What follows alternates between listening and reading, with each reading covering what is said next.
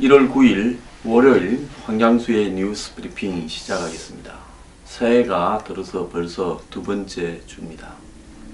참 항상 느끼지만요. 항상 새해의 1월달은 빨리 갑니다. 세월이 빨리 가는 게 어떨 때는 좀 야속하기도 합니다. 이럴 때는 저도 나이가 들었나 이런 생각이 들기도 하는데요. 어쨌든 시간이 안 가 지겹다는 것보다는 세월이 빨리 가는 게 낫다고는 생각합니다. 자, 일본의 아베가 이 위안부 합의가 끝났는데 왜 한국이 부산의 일본 총영사관 앞에 위안부 소녀상을 다시 설치하느냐 이렇게 항의를 하면서 공세에 나왔습니다. 아베 총리가 직접 나서서 한국 측이 성의를 보여야 한다고 압박을 했는데요. 자, 한일 간 갈등이 지난 주말을 계기로 해서 악화되자 미국 언론들이 미국의 중재 필요성을 언급하고 나섰지만은 오바마 정부는 이제 임기가 사실상 끝이 나서 퇴임 세레모니를 하는 중이라서 이 부분에 관여할 수 없고요. 트럼프 행정부는 아직 시작도 안 해서 이 문제에 개입할 여력이 없습니다. 한국이 지금 대통령 탄핵 사태에 와 있고 또 미국에 있어서 행정부가 교체되는 공백기라서 이 시기를 노린 일본의 기습에 우리가 대응을 하지 못한다. 이렇게 언론들이 보도를 하고 있습니다. 아베는요, 지난 6일 28분간 조 바이든 미국 부통령과 통화를 하면서 이 문제, 이 한국과 일본 간의 위안부 합의 문제에 대한 한국 측의 어떤 입장 변화를 미국 측에도 언급을 했습니다. 바이든 부통령은 아베에게 한국의 움직임을 우려한다고 말을 해줬습니다. 지난 12월 30일 부산 동구청이 위안부 소녀상을 철거했다가 사흘 만에 설치를 용인하면서 일본 총리 측에서는 이걸 수수방관하면 저자세 외교다 이러면서 이 문제와 관련해서 일본의 불만들이 계속 나오고 있다가 어제 그러니까 6일날 녹화했던 이 방송을 일본에서 그 아베가 직접 나온 방송을 들었는데요. 거기서 일본은 약속대로 10억 엔을 냈다. 정권이 바뀌더라도 양국 간에 합의한 것은 지켜야 되는 거 아니냐. 그것은 나라의 신용에 관한 문제다라고 이야기를 했습니다. 자, 이 부분과 관련해서 일본 총리 관저는 소녀상을 세운 것은 친북 세력이다. 정권 핵심과 자민당 거물들이 일제히 나서서 소녀상을 철거 요구했다. 아베 총리는 일본의 야당들이 한국에 직접 사과하라는 요구에 대해서 역대 내각이 해온 대로 사죄 표명을 했다. 이러면서 이 주한 일본 대사를 본국으로 오라고 한 다음에 한일 통화 수합 협상을 중단하고 고위급 경제 협의를 연기 통보했습니다. 또 1월 초에 있었던 한미일 외교 차관 회의에서도 이 문제가 일본 측에 의해서 거론이 되었습니다. 자, 아소다로 부총리 겸 재무상은 한일 통화 수합 협상은 더 이상 논의할 수 없다라고 이야기했고요. 일본의 기시다 후미히로 외무상은 소녀상 설치에 대해서 심각하게 논의할 게 있어서 주한 일본 대사를 한국으로 오랬다. 그리고 스가 요시히데 관방장관은 소녀상 설치는 영사관계에 관한 빈 협정을 위반한 것이다. 이렇게 나오고 있습니다. 자, 한국 언론들은 이 문제를 상당히 민족주의적으로 보도를 하고 있습니다. 12월 28일 소녀상 설치를 할 때는 조용하다가 철거 뒤 재설치되자 배신이라고 이야기하고 1월 6일부터 기다렸다라는 듯이 한국을 때리기 시작했다라는 것입니다. 자, 그러면서 소녀상 설치를 한 세력은 친북 세력이라고 관저 관계자들이 이야기하고 자신들이 기다리는 것은 일주일이다. 그리고 이 한국 자기 정부도 이 문제를 이행해야 된다. 합의를 정권이 바뀐다고 이행하지 않느냐. 이렇게 지금 이야기를 하고 있습니다. 자, 이 문제가 지금 미국 측에서는 어떻게 보는가? 뉴욕 타임스는요, 이 문제와 관련해서 한일 위안부 합의는 지켜져야 된다라고 보도를 했습니다. 자, 위안부 합의는 지금 북핵 위험과 중국의 사드 등 영향력 확대에 공동 대응해야 될 한일 관계가 갈등에서 벗어나지 못하자 미국이 지금 나서서 지난 2015년 12월 한일 간을 중재해서 합의에 이르게 한 거다. 그런데 지금 이 한일 간이 다시 벌어지도록 하면 안 된다. 일본이 위안부 합의에 대해서 충분히 사과를 하지는 않아서 한국인의 감정을 건드리고 있는 것은 맞다.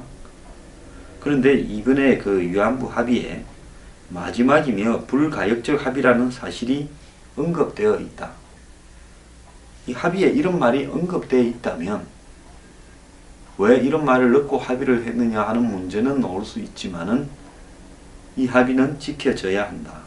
그런데 박 대통령이 탄핵으로 직무정지에 빠져 있고 미국은 지금 아시아 정책과 관련해서 지금 알려진 게 하나도 없는 트럼프의 정책을 그냥 진만을 기다리고 있을 뿐이다. 자, 이런 상황에서 위안부 합의를 지키라 하는 것은 서로 간에 좀 어려운 측면이 있겠지만 이게 안 될 때는 큰 문제가 생길 거다라는 이야기를 일본이 하고 있습니다. 자, 한국의 대형 체제에 있어서 대통령 권한 대행 체제에 있어서 이 문제를 지금 황교안 대행이 처리할 능력이나 준비가 안 돼 있다. 이렇게 보고 있는 사람이 많습니다. 어쨌거나 대중의 지지를 받고 있는 소녀상을 철거할 수도 없다. 이런 상황에서 외교부도 손을 놓고 있습니다. 저는 종북을 잘 언급하는 사람이 아닙니다. 매사에 그런 부분을 갖다 붙이는 것도 싫어합니다. 다만 한 10년 전부터 한국에서 북한과 가장 친한 세력들이 반미보다도 반일을 집중 겨냥하면서 한미일 삼각 안보 구도가 형성이 되지 않게 하기 위해서 그 부분을 직접 공략하고 있는 것은 분명한 사실입니다. 과거에 반미를 외치던 사람들이 한국 사회에서 반미가 잘 먹혀들지 않자 마치 옛날에는 미국이 한국을 식민지로 착취한다. 그렇게 종속 이론을 제기하고 신식민지라고 이야기를 했습니다. 그런데 한미 간의 관계에서 한국이 미국에 1년에 260~70억 달러가 넘는 경상수지 흑자를 보고 있는 상황에서 미국이 한국을 식민지화한다? 또 미국이 지금 전 세계에 미군을 철수시키고 있는 상황에서 미국이 자신들의 군사 제국화 야욕 때문에 한국에 미군을 주둔시키고 있다? 이런 이야기들이 잘 먹혀들지 않으니까 어느 시점부터는 이제 일본을 겨냥하면서 그 한일 간의 관계를 극대화하게 벌리는 작업을 하고 있습니다. 왜? 그냥 두면 미국이 중심이 되어서 한미일 이 안보 부분을 갖다가 삼각 동맹 체제로 강화해서 북한의 핵과 미사일에도 대응을 하고 중국에 대해서도 대응을 하는 이러한 틀을 짜는 부분이 그들에게 보였기 때문이죠. 그래서 중국과 북한은 끊임없이 한국 내의 친북 친중 세력에게 한미일 구도에서 한미 구도는 깨기가 상당히 어려우니까 이제 이것도 정권이 바뀌면 어떻게 될지 모릅니다. 한일 구도를 집중적으로 공격하라 했고 거기에서 가장 유리한 지금 구실이 위안부 합의였습니다. 자, 제가 거듭 이야기하지만은요, 53년까지 중국 인민해방군 중공군과 전쟁을 하면서 수십만 명이 죽은 한국에서 이미 45년에 해방이 된 한국에서 위안부 문제를 가지고 지금까지 가져오는 부분, 자, 중국이 한국 전쟁에 참여한 부분, 우리가 중국 영토를 한 발짝 침투라도 했습니까? 중국을 향해서 총이라도 쏘기나 했습니까? 그럼에도 불구하고 중국은 한국을 향해서 결국 총은 200만 명도 넘는 군대를 보냈죠. 그러면서 한국에 대한 자신의 이해관계를 확보하고 북한을 자신의 손아귀에 두기 위해서 그런 피를 흘렸습니다. 오늘날 대한민국에는 중국을 보고 과거사에 대해서 사과하라는 사람은 단 한 명도 없습니다. 아니, 왜 당신들의 전쟁도 아니고 북한이 먼저 침략한 침략 전쟁에서 당신들까지 우리한테 군대를 보내서 북한군보다 훨씬 많은 군대를 보내서 마지막에 북한군은 별로 없었어요. 남지도 않았습니다. 거의 중공군과 한국 간의 전쟁으로 이렇게 됐습니다. 이렇게 한 부분에 대해서 왜 중국에 대해서 과거사를 한 번이라도 사과하라고 하지 않습니까? 그러면서 일본에 대해서는 이렇게 집요하게 과거사 사과를 물고 늘어지는 부분입니다. 일본이 독일이나 다른 선진 국가들과 다르게 과거사에 대해서 상당히 이 주변 국가에게 충분히 사과하지 않고 또 왜곡시키고 더 나아가서 다시 군국주의 경향을 가지려고 하는 부분이 있는 것은 사실입니다. 하지만요, 우리도 일본에 대해서 끊임없이 사과와 배상을 요구해왔고 지난 65년입니까? 한일협정을 통해서 이런 배상관계 부분에 있어서 상당한 부분 돈도 받고 마무리를 지었습니다.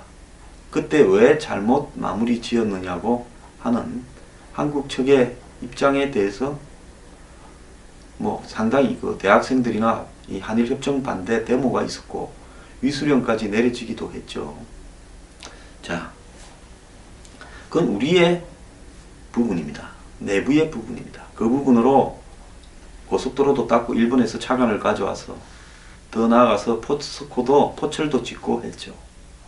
자, 이제 이 한일 관계에 있어서 위안부 협정 문제를 어떻게 바라봐야 될 건가 하는 부분에서 저는 중국과 한국 간의 관계, 일본과 한국 간의 관계에 빗대어서 한번 보고자 합니다. 우리는 중국의 과거사에 대한 사과를 요구하지도 않습니다. 최근에 중국이 한국에 대한 경제, 문화, 관광 이런 부분에 압력을 가속화하니까 지금 한국은 중국 보고 왜 그러냐고 제대로 된 항의도 못하면서 좀 잘 봐달라고 하고 있습니다. 자, 그런데 이런 과거사 문제를 놓고 일본에 대해서는 한국은 집요하게 물고 늘어지고 있습니다. 그러면서요, 지금 일본이 한국에 가할 통화스와프 협정 폐기라든지 더 나아가서 전시에 일본이 이 미군의 병참 기지로서 지원 역할을 수행해 줘야 될 부분에 대해서는 우리는 간과하고 있습니다. 자, 위안부 합의 우리가 원하는 대로 깔끔하게 완벽하게 받으면 좋겠지만은 이 부분이 일본의 속성상 그렇게 쉽게 되지 않는다는 것을 우리는 알고 있습니다. 일본은 다시 과거의 자신들의 어떤 시대를 이렇게 회상하는 그런 우경화 경향이 확연하게 드러나고 있는 시점입니다. 일본의 야당이 집권했을 때 이런 문제를 사실상 마무리 지었어야 됐는데요. 그때는 우리는 왜 또 적극성을 띠지 않았는지도 모르겠습니다. 어쨌거나 현 일본 상황에서 우리가 원하는 대로 합의는 되지 않을 거다. 그런데 미국은 한일이 과거사 이런 문제를 놓고 끝까지 티격태격하면서 박근혜 정부가 들어서서 3년이 넘도록 아무것도 일본하고의 진전이 되지 않는 부분에 대해서 박 대통령이 천안문 막루에 올라갔다 온 뒤에 굉장히 짜증을 내고 한국은 위기에 몰리면서 일본과 이런 협상을 타결지었던 겁니다. 잘못되었더라도 타결지었으면 책임을 지는 것이 저는 옳은 부분이라고 보고요. 우리 국민성 내부에 도사리고 있는, 솔직히 말하면 지나친 잘못된 민족주의적 속성도 저는 이제는 좀 돌이켜 봐야 된다고 봅니다. 자, 지금 친북 세력은 위안부 문제에 대해서 집요하게 결집되어 있습니다. 한국 사회에서 가장 친북적인 사람들이 이 문제에 대해서 얼마나 매몰되어 있는가 하는 것은 지난번에 리프트 대사에 대한 습격이라든지 이런 것들을 통해서 우리는 알 수 있습니다. 그런데 우리 국민 전반적인 정서가요, 지금 서울에 일본 대사관 앞에 설치되어 있는 소녀상에 대해서도 지난번 합의에서 이런저런 이야기가 있었다 하는 마당에 부산의 일본 총영사관 앞에까지 그것을 다시 재설치하는 부분에 있어서 야권의 주요 대선 후보까지 다 달라들어서 현재 이 권력이 무력화되고 박근혜 정권이 거의 공중에 떠버린 상황에서 떠드니까 어느 누구도 공권력도 이 문제에 대해서 원칙을 지키려고 하는 생각을 하지 못한 채 위안부 소녀상을 철거했다가 다시 재설치하는 일이 벌어졌습니다. 저는 이 문제에 있어서요, 중국과는 우리가 더럽더라도 국익을 생각하면서 사드 배치를 재검토해야 된다고 이야기하는 사람이 일본과의 관계에서는 국익을 생각해서 정말 우리가 과거사에 대해서 좀 더럽더라도 이렇게 큰 걸 봐야 된다라고 말하는 사람은 없는지 모르겠습니다. 유사한 상황을 놓고요, 중국과는 사드니 안보를 조금은 희생을 시키더라도 중국과의 경제적인 관계, 현실적인 관계를 우리가 도외시하면 안 된다. 그래서 사드 배치를 중국이 반대하니까 재검토해야 된다. 우리 지금 그 논리밖에 더 있습니까? 우리 보고 돈을 주고 살아 해서 돈 때문에 안 산다는 것도 하는 것도 아니잖아요. 오로지 중국과의 관계 아닙니까? 사드에 대한 반대는요. 그러면 일본어의 문제에 대해서 우리가 거꾸로 한번 생각을 해봅시다.